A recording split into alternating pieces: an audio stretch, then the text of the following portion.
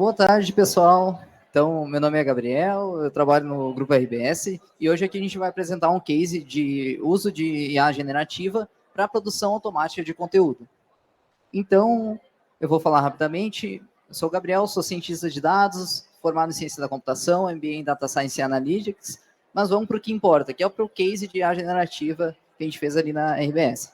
Então, o que a gente vai falar aqui hoje? A gente vai falar sobre a produção de conteúdo automatizado e em qual contexto que essa ideia surgiu, por que a gente está fazendo isso com conteúdos repetitivos e como que a gente acabou criando a nossa solução, quais foram os requisitos e como que a gente fez isso na prática. Então, de uma maneira técnica, qual foi a arquitetura para implementar esse case de IA generativa.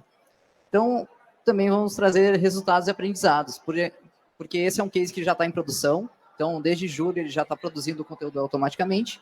E o que vem depois? Então, responder algumas angústias que normalmente surgem depois a gente começar a falar desse assunto.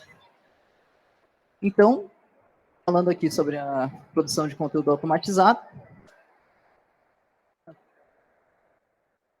a gente vive num contexto hoje em dia que a produção de conteúdo ela precisa ser muito ágil, porque as pessoas elas têm muita sede de conteúdo e de diversos assuntos diferentes. Então, a gente precisa ter agilidade para produzir esse tipo de conteúdo. Só que alguns conteúdos, por não serem tão interessantes e serem mais repetitivos, não são tão interessantes de serem produzidos manualmente. Então, qual que é a ideia? A gente tentar automatizar esses conteúdos que são mais maçantes e conteúdos que podem ser produzidos a partir de dados para deixar os jornalistas mais livres em produzirem pautas importantes, pautas que realmente exijam o olhar e a criatividade humana. Então, como que a gente criou a nossa própria solução pensando nesse problema? Primeiramente, a gente uniu o interesse da redação em cobrir esse tipo de conteúdo, só que a gente tem o interesse da redação de cobrir esse tipo de conteúdo, só que não tinha força de produção, porque é um conteúdo que não vai gerar um retorno tão grande quanto um conteúdo totalmente criativo, mas tem o interesse dos leitores em lerem esse tipo de conteúdo commodity. E a gente fazendo isso de uma forma eficiente, a gente vai ter um benefício de, por um baixo custo, ter uma audiência maior. Então, quais que são os requisitos para essa ideia dar certo?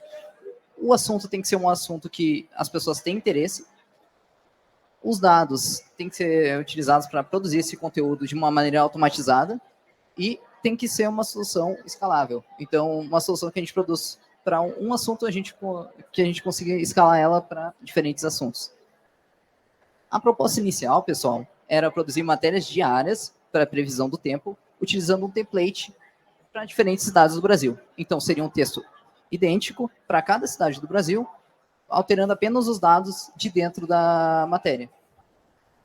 Acabamos fazendo um hackathon na RBS, que estudou diferentes formas de utilizar a IA generativa no negócio, e uma das alternativas apresentadas, ela usava a IA generativa para aumentar a criatividade do conteúdo produzido automaticamente, utilizando dados confiáveis.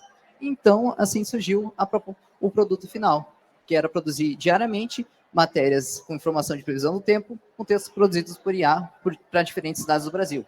Então, ao invés de a gente utilizar um template pronto, que iria ter sempre o mesmo texto, agora a gente usa a IA generativa para tornar o texto mais agradável para o leitor. Como que a gente fez isso? Então, falando de uma maneira mais técnica, a gente construiu uma arquitetura baseada em microserviços, buscando construir uma arquitetura tolerante a falhas.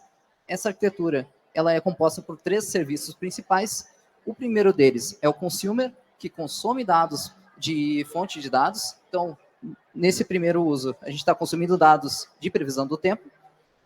Esse serviço passa para uma fila, e essa fila ela está sendo escutada por um renderizador. Esse renderizador vai receber dados brutos, tratar esses dados e, então, produzir um conteúdo com base nos dados brutos.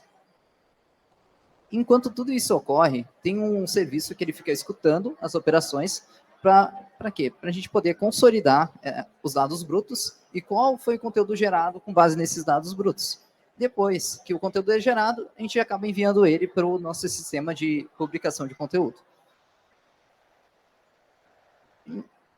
Aqui fica a pergunta, né? No renderizador, como que ele renderiza? Como que ele passa de dados brutos para um conteúdo inédito? Basicamente, a gente utiliza um modelo de IA generativa. Então, para apresentar um modelo utilizado, a gente utilizou o próprio modelo e pediu para ele se apresentar brevemente.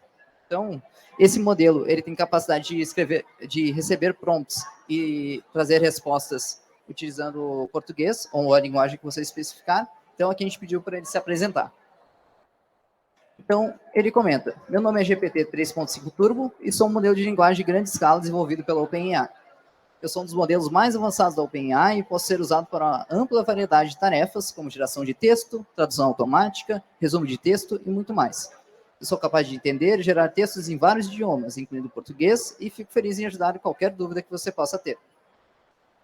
Uma das preocupações, quando a gente começou a fazer esse projeto, era como garantir que os dados que a gente estava passando para o modelo não seriam utilizados para treinamento de novos modelos da OpenAI. Então, para isso, a gente resolveu utilizar uma implantação dedicada através da Azure, o que nos possibilitou com que os dados de treinamento, os dados utilizados com o nosso modelo, não, a Azure garante que eles não vão ser utilizados para o treinamento de novos modelos. Então, isso no ambiente corporativo é muito importante, porque se qualquer credencial vazar, esse dado não vai vazar no treinamento de um próximo modelo. Então, se a gente fosse resumir, a gente utilizou IA generativa para criação de conteúdo e um sistema para montagem e publicação em formato de matéria. Quais que são os resultados desse projeto, dessa aplicação prática que está rodando em produção de IA generativa? Hoje em dia, a gente produz matéria de previsão do tempo para 65 cidades diferentes do Brasil, ou seja, a gente tem 455 matérias geradas por semana, e as imagens são vinculadas de acordo com os dados que chegam na matéria. Então, o robô, além de escrever o texto, ele é responsável por escolher qual será a foto de capa da matéria. Alguns resultados em números: até hoje a gente já produziu mais de 9.000 matérias através do robô, desde o início do projeto, julho de 2023. E, no início, todo o conteúdo passava pela curadoria humana, então, qualquer conteúdo, antes de ser publicado, uma pessoa lia, verificava se havia algum erro, e aí publicava no nosso site. Após 3 meses, a gente verificou que a solução estava estável, e hoje em dia ele já publica automaticamente o conteúdo. O outro resultado é que 15% dos leitores da editoria ambiente hoje chegam através do robô. Então, a gente gerou um conteúdo inédito, não substituiu nenhum trabalho humano, e agora gerou uma receita adicional para a editoria de ambiente. Então, eles não têm que se preocupar com essa previsão do tempo mais repetitiva, maçante, e podem focar em matérias mais interessantes no dia a dia deles. A gente acabou também ficando em 6º lugar, dentre mais de 200 projetos no mundo inteiro, numa competição que avaliava a IA aplicada aos negócios. Então, foi um resultado bem bacana que reconheceu os participantes do projeto. Aqui tem um depoimento do editor da editoria de ambiente. Então, ele comenta que o conteúdo produzido para a editoria foi inédito, porque eles não faziam previsões assim, nem para tantas cidades. Então, é um conteúdo novo que tem grande potencial de audiência. Com certeza, o projeto é algo que foi e é útil para a editoria. Então, a gente ficou muito feliz com esse tipo de feedback, porque mostra que, gerando esse tipo de conteúdo, que vai deixar os jornalistas mais livres para produzirem um conteúdo que exige uma maior criatividade, esse tipo de feedback deixou a equipe do projeto muito feliz. E o que vem depois? Com esse tipo de projeto, a gente só quis automatizar matérias commodities, e esse é o objetivo do projeto, para deixar os humanos focados em trabalhos criativos. Então, a gente tem até um depoimento da Marta Gleich, que é a diretora executiva de jornalismo da RBS, e basicamente ela sumariza tudo isso. Então, a gente está fazendo isso justamente para valorizar o jornalismo profissional e permitir que repórteres e editores dediquem mais tempo para produzir conteúdo ainda mais qualificado, ouvindo mais fontes, escrevendo reportagens ainda mais completas e investindo seu tempo em tarefas, não em tarefas repetitivas, mas em atividades que exigem criatividade e raciocínio. E muito obrigado, pessoal, para quem assistiu, e a gente agradece a presença de todos aqui no presencial e no online. E eu trouxe aqui uma das primeiras inteligências, não tão inteligentes assim, artificiais, para perguntar se tem alguma dúvida. Obrigado.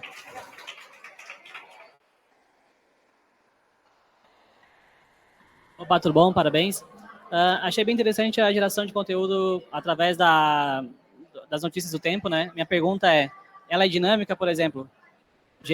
peguei o dado sobre a previsão de tempo, por exemplo, de Porto Alegre, é lançada a matéria, mas se durante o dia a previsão mudou, né, alterou, ele faz essa atualização ou ela já é lançada e fica estática? No momento, ela é uma notícia estática, então a gente não tem atualização conforme a atualização do provedor de dados, mas é uma evolução do projeto. Então a gente pode melhorar ele nesse sentido. Então, editar as matérias com os dados mais recentes possíveis.